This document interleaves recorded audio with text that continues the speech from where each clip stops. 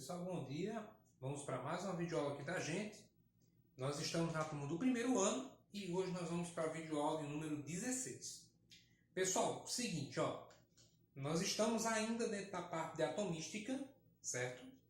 E nas aulas anteriores, o que é que nós trabalhamos? Os modelos atômicos clássicos, os modelos atômicos mais recentes, no caso de Bohr. Dentro do modelo de Bohr, abordamos distribuição eletrônica, que foi o assunto das últimas 3 aulas. A gente conheceu o diagrama de Linus, conheceu os conceitos de camada de valência, nível mais energético. E, especificamente, na última aula, nós trabalhamos a distribuição com cargas. Beleza, pessoal? Então, na aula de hoje, a gente vai encerrar essa parte mais relacionada ao modelo de Bohr, para que a gente possa dar prosseguimento ao conteúdo. Então hoje, o tema da nossa aula chama-se Princípio da Exclusão de Pauli. Preste atenção porque é o seguinte, primeiro ponto. Paulo, cadê as páginas do livro da gente? Não tem menção do conteúdo no livro de vocês. Por que eu estou mencionando então, já que não tem menção no livro de vocês? Porque ele é um conteúdo que para muitos vestibulares ele é recorrente. Certo? Então não vou descartar a abordagem do conteúdo porque não tem no livro base. Tudo bem? Se for o caso, se vocês acharem necessário, vocês me dão um retorno que eu coloco um material adicional para vocês. Certo? Qualquer coisa vocês me falam lá, que eu boto um materialzinho, alguma apostila para complementar, porque não tem especificamente no livro de vocês. Então o que é que acontece? O que é que diz esse princípio da exclusão de Pauli? Nós dissemos que cada elemento químico tem uma característica própria, que era o quê? O seu número atômico. Então, não existem 2 elementos químicos com o mesmo número atômico. Ponto. A partir do número atômico do elemento, nós podemos fazer o quê? A sua distribuição eletrônica. Através do quê? Do diagrama de Linus. Com base nessa distribuição eletrônica, nós encontramos o que nós chamamos de nível mais energético. O nível mais energético de cada elemento. Aí, galera, o que é que acontece? Esse pesquisador, o Paulo, no ano, se eu não me engano, de 1925, escreveu o que ele chamou de princípio da exclusão de Pauli, que é o quê? Ele vai dizer que cada elemento químico da tabela periódica possui um conjunto de números que é único e exclusivo dele. Certo? Como assim? Existem 4 variantes que se pode analisar em cima da distribuição eletrônica de um elemento. Geralmente isso é feito em cima do quê? Do nível mais energético. Certo? Aí o que é que acontece? Quando eu montar esse conjunto, por exemplo, para o elemento sódio, o conjunto de números do sódio só vai ser encontrado no sódio. Se eu pegar um outro elemento, como por exemplo o cloro, e fizer esse mesmo número esse mesmo conjunto de números, né, eu não vou encontrar os mesmos valores. Por isso chamado princípio da exclusão de Pauli. Cada elemento químico vai ter um conjunto de informações que são específicas daquele elemento. E que informações são essas? Nós chamamos eles de números quânticos. Quem são os números quânticos? Nós temos 4, como eu já havia dito anteriormente. O número quântico principal, secundário ou azimutal, depende do autor que você pegar. Magnético, o número quântico de spin. Certo? Como é que eu vou encontrar cada um desses números? É exatamente isso que a gente vai trabalhar nessa aula de hoje. Como encontrar os números quânticos de um determinado elemento químico. Tá certo? Então prestem atenção para que a gente possa não ter dúvidas em relação a essa perspectiva de abordagem desse princípio, principalmente porque, como eu disse, não está dentro do nosso livro base, é um material complementar que eu estou trazendo para o livro. Tá certo? Então vamos para cá. Número quântico principal é representado pela letra N. Aonde que eu acho ou o que é o número quântico principal? O número quântico principal é nada mais do que a camada no qual o elemento se encontra. Ou no qual o último elétron do elemento se encontra. Paulo, como assim? Por exemplo, está aqui, 4p4. Quando nós distribuímos as camadas, né, os elétrons nas camadas pelo diagrama de Linus, nós percebemos que este número que está aqui na frente equivale ao quê? Equivale exatamente à camada. Então, por exemplo, quando eu coloco aqui 4p4, este número 4 aqui é a camada. Que no caso seria o quê? A quarta camada. KLMN. Então é a quarta camada. O número quântico principal é exatamente esse número. Então, no caso aqui, para o nosso elemento hipotético, o 4p4, né, o valor do N seria igual a 4. Repito, qual dos 4, Paulo? Esse 4 aqui. Vou até destacar, colocar de outra cor. Então, o número quântico principal equivale à camada, certo, eletrônica daquele determinado elemento. Tudo bem? Beleza. Próximo número quântico. Número quântico secundário ou azimutal, representado pela letra L. Enquanto o número quântico principal N equivale à camada, o número quântico secundário ou azimutal é relativo à subcamada, ou subnível, como você preferir chamar, que no caso está representado por quem? Pela letra. Aí nós temos uma tabelinha, que é o seguinte: quais são os subníveis? São 4 subníveis: S, P, D e F. Então, pessoal, tem uma tabelazinha de correspondência que é assim: os 4 subníveis S, P, D e F valem 0, 1, 2, 3. Repito, 4 subníveis S, P, D e F. Valores 0, 1, 2 e 3. No nosso caso, quem é o subnível? P. Então, pela nossa tabelinha, eu vou até colocar ela aqui de um ladinho. Para o número quântico secundário, nós temos o S valendo 0, o P valendo 1, o D valendo 2 e o F valendo 3. Repito, como o nosso subnível é o P, então o L vale 1. Então, no nosso caso, o L vai ser igual a 1. E beleza. Segundo número quântico. Terceiro número quântico, chamado número quântico magnético, representado pela letra M. O que acontece? Para entender o número quântico magnético, eu vou precisar relembrar, recordar com vocês o conceito de orbital. O que é o orbital? Bem, orbital, não confunda orbital com órbita, por favor. Orbital é a região, é a parte da eletrosfera na qual você tem uma probabilidade maior de encontrar um elétron. Ponto. Os orbitais têm capacidade máxima de até 2 elétrons. Sendo assim, vamos parar para lembrar agora de uma outra informação.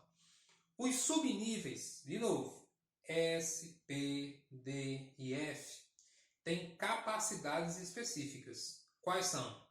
O S até 2, o P até 6, o D até 10 e o F até 14.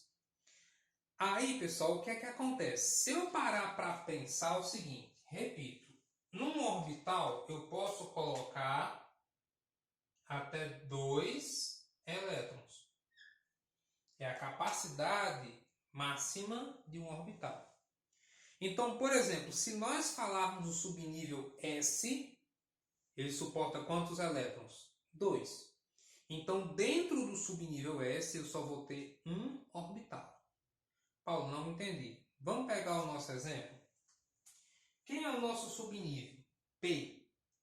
O subnível P vai até quantos elétrons? Até 6. Até 6. Se um orbital suporta até 2 elétrons, quantos orbitais nós vamos ter no P? Nós vamos ter 3 orbitais. Eu vou representar aqui, pessoal, por umas caixinhas, tá? Isso varia muito de como o autor quer representar. Paulo, de novo, não entendi. O subnível P vai até quanto? Até 6. Se em cada orbital cabem 2, quantos orbitais o subnível P vai ter? 3. Vamos pegar aqui rapidinho outro exemplo para a gente poder entender isso melhor. O nosso subnível do exemplo 2 é o subnível D. Ele vai até quantos elétrons? Até 10. Repito, se ele vai até 10 e cada orbital cabe em 2, quantos orbitais eu vou ter no subnível D? 5. Aqui, ó. 1, 2, 3, 4, 5. Certo? Então, o orbital suporta até 2 elétrons. De acordo com a capacidade do subnível, você vai atribuindo a quantidade necessária de orbitais. Para finalizar, por exemplo, o subnível F. Suporta até quantos elétrons? 14. Então, quantos orbitais eu teria? 7. Para suportar os 14 elétrons, já que, de novo, cada orbital só suporta 2 elétrons. Certo? Muito bem. Esse é o primeiro passo para o número quântico magnético. O segundo passo é o seguinte. Eu preciso estabelecer uma numeração para esses orbitais. Como é que eu faço isso? Eu vou pegar o orbital central, o orbital do meio, e vou chamar ele de orbital 0. Vou até aumentar aqui um pouquinho. 0. E vou colocar a seguinte numeração. Antes do 0, quem vem? Menos 1. Depois do 0, quem vem? Mais 1. Então, o meu primeiro orbital vale menos 1. O orbital do meio vale 0 e esse orbital vale mais 1. Próximo passo. Para ver qual desses números corresponde ao meu número quântico magnético, eu vou aplicar uma regra chamada de regra de Randi, que ele explica para a gente como deve ser feita a distribuição dos elétrons dentro desses orbitais aqui. E o que é que ele diz? Ele diz o seguinte, olha, você vai pegar os elétrons que você tem e primeiro você vai colocar um elétron em cada orbital. De preferência com um spin para cima. Para o spin, número quântico de spin, seria a orientação magnética do elétron. Tá certo? Então, repito, a primeira parte da regra diz: você vai pegar os seus elétrons e vai colocar um elétron em cada orbital com orientação magnética para cima. No nosso caso, quantos elétrons nós temos? 4. Então, eu vou vir aqui, pessoal, ó, preste atenção. Eu tenho 4 elétrons. Então, eu vou pegar 1. Sim, detalhe, né? Eu posso representar o elétron por uma seta ou por uma meia seta. Geralmente eu uso a metade da seta ou a meia seta, como você preferir chamar, por uma questão de espaço, para ser mais fácil. Então, ó, um elétron, 2, 3. Primeiro, segundo, terceiro elétron. Repito a regra, eu devo colocar um elétron em cada orbital com spin para cima. No caso, com orientação para cima. Alguém aí já poderia perguntar, e se não fossem 4 elétrons? E se eu só tivesse 2? Pronto, você só colocaria 2. Você vai botar mais por quê? Coloquem os elétrons que vocês tiverem. Se só tiver 2, só bota 2. Pronto. No nosso caso, nós temos 4. Aí surge uma outra pergunta. E agora? Eu só coloquei 3. Onde é que eu vou colocar o quarto elétron? Aí é onde está a segunda parte da regra. A primeira diz que eu tenho que botar um elétron em cada orbital com spin para cima. Caso sobre ainda elétrons, você volta para o primeiro orbital e coloca elétrons com spins opostos. Então, no nosso caso, o que é que aconteceu? Esse é o primeiro, esse é o segundo, esse é o terceiro elétron. Está faltando colocar o quarto elétron, que são 4. Então, eu vou vir aqui, ó, e vou botar o quarto elétron. Eu volto, qual é a regra? Eu volto para o primeiro orbital e coloco ele com spin contrário. Se o primeiro elétron estava com orientação para cima, o outro elétron deve ficar com orientação para baixo. Tranquilo? Beleza. É exatamente aí onde está o número quântico magnético. Onde é que ficou o nosso último elétron? No orbital -1. Então, pessoal, o nosso número quântico magnético vale -1. Tranquilo? Paulo, quer dizer então que se o elétron tivesse parado aqui, valia mais 1. O magnético, o número quântico magnético, é o valor do orbital no qual foi inserido o último elétron. Certo? E por último, para finalizar, o número quântico de spin, que é o S. Eu já expliquei um pouquinho sobre ele, equivale a dizer o quê? A orientação do elétron. Se ele vai estar com orientação para cima ou para baixo. Ou horário e anti-horário, depende muito de onde você vai ler. Aí, pessoal, eu tenho que tomar cuidado com o seguinte. Existe uma convenção, certo? Que se adota para esse número quântico. Que convenção é essa? Mais 1/2 e menos 1/2, ou mais meio e menos meio, depende de como é que você chama isso. 1/2. Positivo ou negativo. Aí o que acontece? Dependendo da questão que você for fazer, a questão pode adotar uma convenção diferente da que eu vou te mostrar. A convenção que eu mais vejo em questão é a seguinte. Se o spin estiver para cima, é menos 1/2. O valor do número quântico S. Se o spin estiver para baixo, vai ser mais 1/2. Certo? Então, no nosso caso aqui, isso também é relativo ao último elétron. Do mesmo jeito que foi o número quântico magnético. Certo? Então, ó, o nosso quarto elétron ele está para baixo. Então, na nossa convenção, mais 1/2. Que é exatamente esse o valor que nós vamos colocar aqui. Mais 1/2. E aqui nós temos, portanto, o nosso conjunto de números quânticos, certo? É exatamente isso o princípio de Pauli. Esse elemento, que nós não identificamos quem é, nós só colocamos o subnível mais energético dele, não é isso?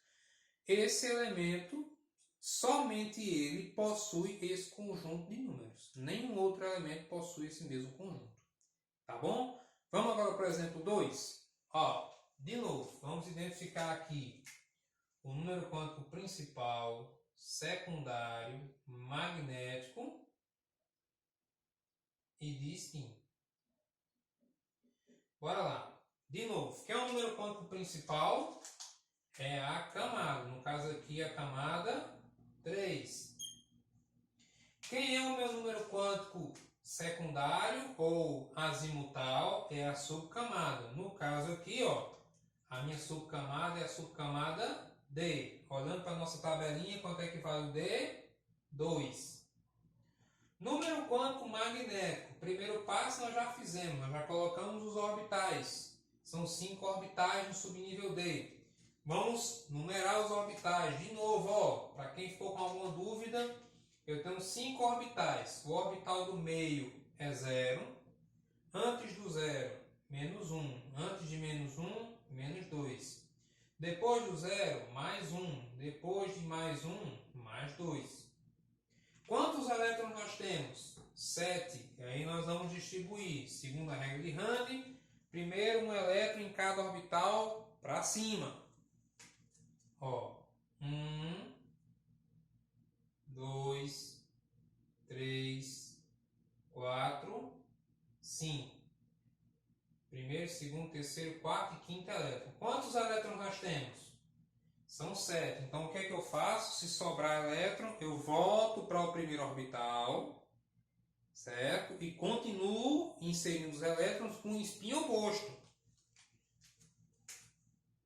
6, 7. Então, o sétimo elétron está aqui, ó. Se ele está aqui, onde é que ficou? Menos 1. Ah, Paulo, então quer dizer que o número quântico magnético é sempre menos 1. Pessoal, isso aqui é uma mera coincidência. Porque você perceba que são elementos completamente diferentes. Aqui é 4P4, aqui é 3D7. Coincidiu. Mas, no entanto, observe que até o presente momento só coincidiu esse valor. Esse valor. Os outros valores já são diferentes. Por isso, o princípio de exclusão. Por último, o número quântico de spin está para baixo. Então, se está para baixo de novo, vai valer quanto? Mais 1 meio. Mais 1 sobre 2. Certo? E aqui estão os 4 números quânticos do nosso elemento. Certo, pessoal? Então, a aula de hoje é essa. Nós vamos estar deixando uma atividade junto com a videoaula, como sempre a gente deixa. E novamente eu aguardo as dúvidas de vocês para a gente poder comentar nas aulas seguintes. Pessoal, obrigado pela atenção e até a próxima, se Deus quiser.